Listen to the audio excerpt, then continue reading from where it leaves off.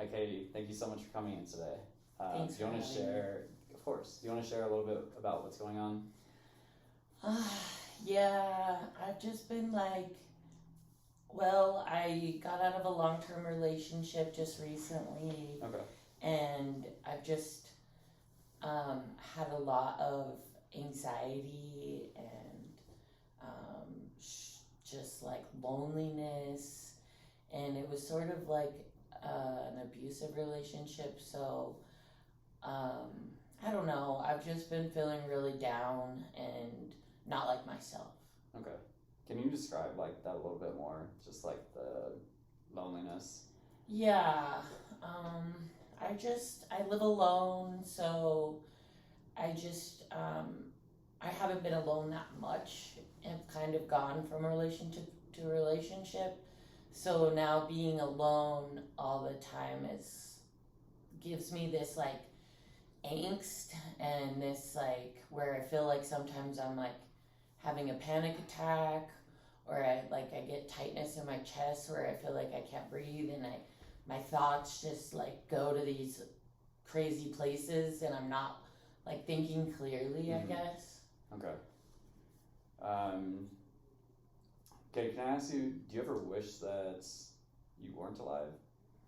I mean, sometimes I think it would be easier, just because sometimes like the pain is so like significant that I don't really feel like, maybe sometimes like life would be better off without me in it. Okay. Okay. Um, and since all this has happened, have you thought about hurting yourself? I mean, I have thought about it in the sense where, I've kind of thought that if I could just, like go to sleep and not wake up, that maybe that would be better. Mm-hmm. Just sometimes I feel like I can't like turn off like the brain or like my pain.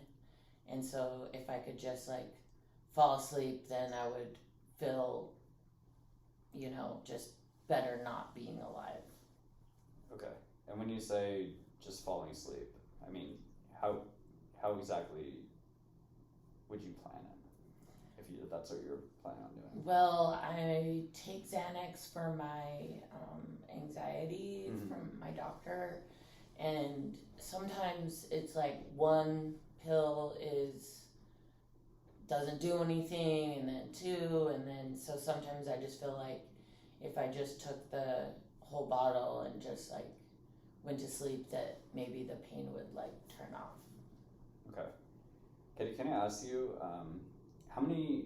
What is the amount that you have at your house right now of Xanax? I have the 10 milligram, and I have 3 months worth. Okay, so 90 pills. Mm-hmm. Okay.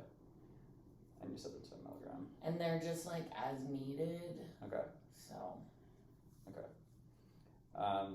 So I know sounds like you've thought about it. Would you actually do it? Have you thought about actually going through it? I feel like I think about it and, have looked at the bottle, but I just don't know if I would actually like go through with it for reasons of like, I just don't know if I could do that to my family, and so I don't know, I mean, it's like a thought, but I don't know if I could actually like go through with it. So at this point, it's just a thought. Yeah. Okay. And then have you had any time, have you thought about this today, or was it something that you were thinking about a few days ago?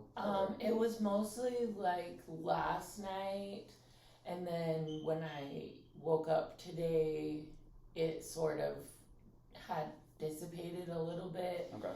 And I did think like, that Katie, you need to get some help. So Yeah. that's kind of why I'm here, is to work through it, I guess. you No, know. definitely. Well, thank you for trusting me to share this information with me. Thanks. And right now, I'm really glad that you were able to sleep on it and that you feel better today. Yeah. So I don't think that you need to go to the hospital, but what I'd like to do is set up a safety plan with you, so that way you can manage those feelings when they come up again. Okay. So That I would be have good. one. Let me see. Sorry, I didn't get very prepared. I have one here somewhere. If you want to come up here. Okay, so this is just a plan for safety, and what it does is it just brings up different things that can help you cope, and then things that are triggers, and it gives you a few resources other than my phone number, which you obviously have. You're more welcome to contact them at any time. Okay. So if you can just tell me what are some of like the warning signs, like thoughts, images? I get that like tightness in my chest. Okay. I get that where I feel like I have like a blockage and I have a hard time breathing. Okay. So difficulty breathing. And then I do have just those like wild thoughts where I'm not like thinking about things that are true. I sort of, the thoughts kind of snowball. So like intrusive thoughts that just come out of nowhere. Mm-hmm. Okay. What are some of the coping strategies that you have? I try to do like some like breathing activities, or I've been told before about like looking at the different senses like touch, taste, smell, things like that. Sure. Those at times have, helped me kind of calm down a little bit. Sure. Do you want to do a breathing exercise really quick? Yeah. Yeah? Okay, so let's just take 2 deep breaths.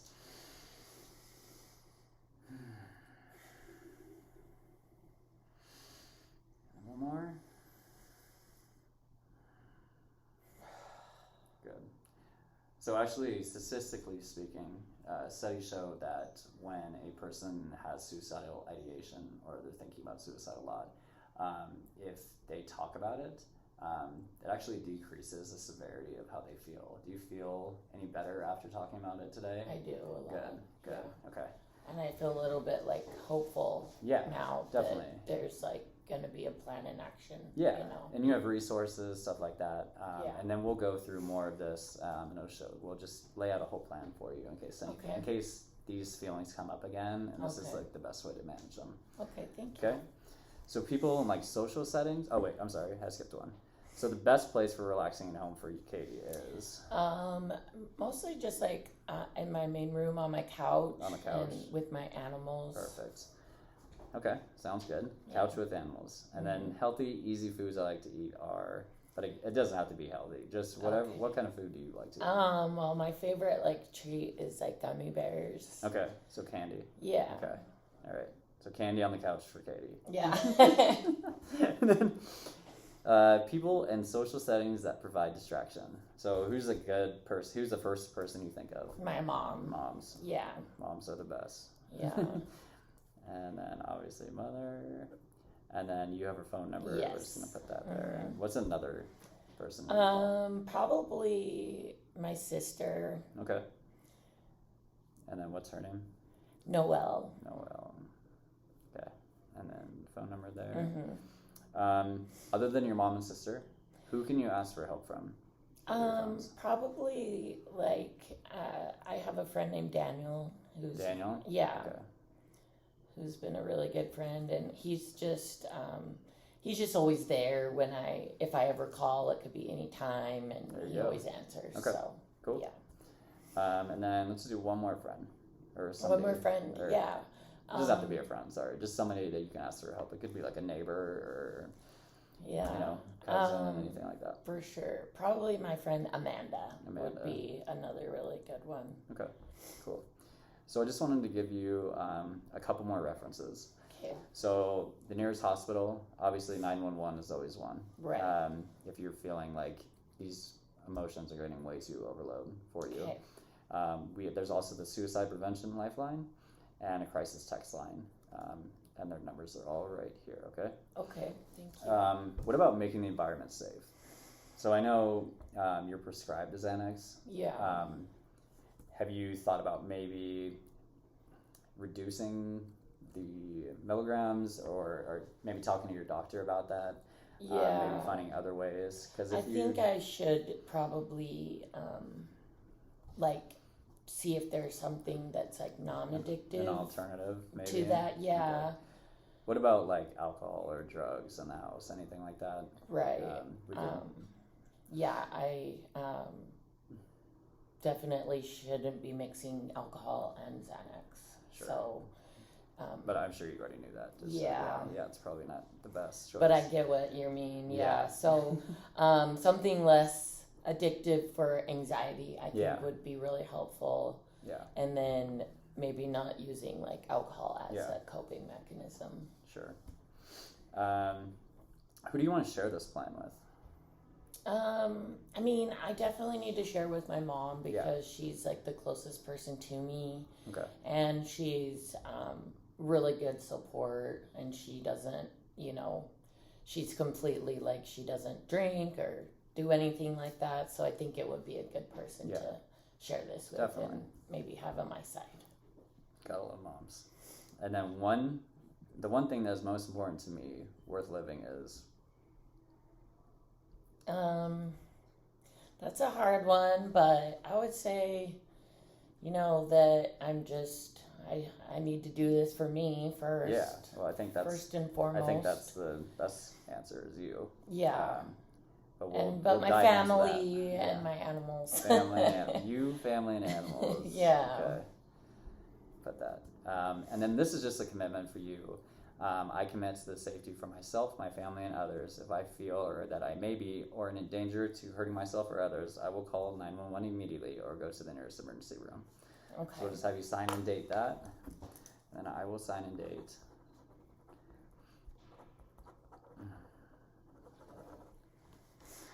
What's the date? Today is Wednesday, March 13th.